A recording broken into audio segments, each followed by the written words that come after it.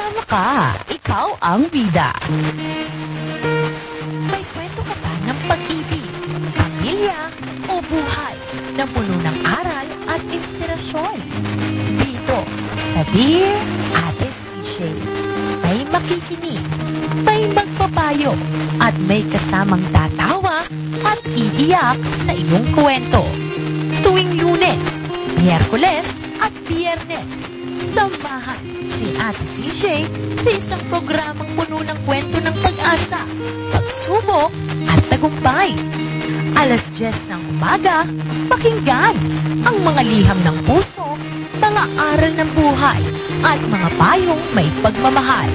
Dito lang sa Newsline Central Zone 103.1 FM dahil sa Dear Ate CJ. Bida ang kwento mo.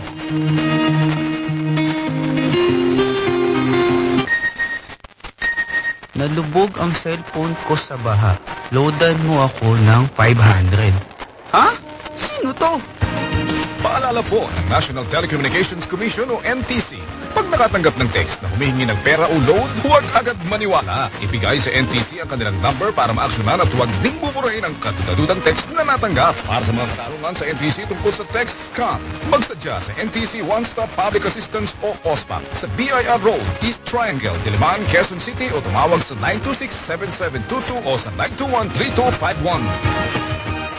This is a gender and development project of the National Telecommunications Commission. Para sa mga negosyong gustong lumago, online sellers na nais palawakin ang kita, at matagumpay na negosyo na patuloy sa pag-asenso.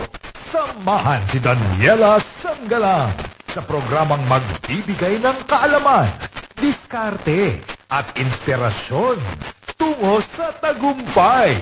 Dito lang sa Kasama Ka, Ikaw ang Bida, Newsline 103.1 FM. You're listening to Newsline 103.1 FM. Kasama ka, ikaw ang bida.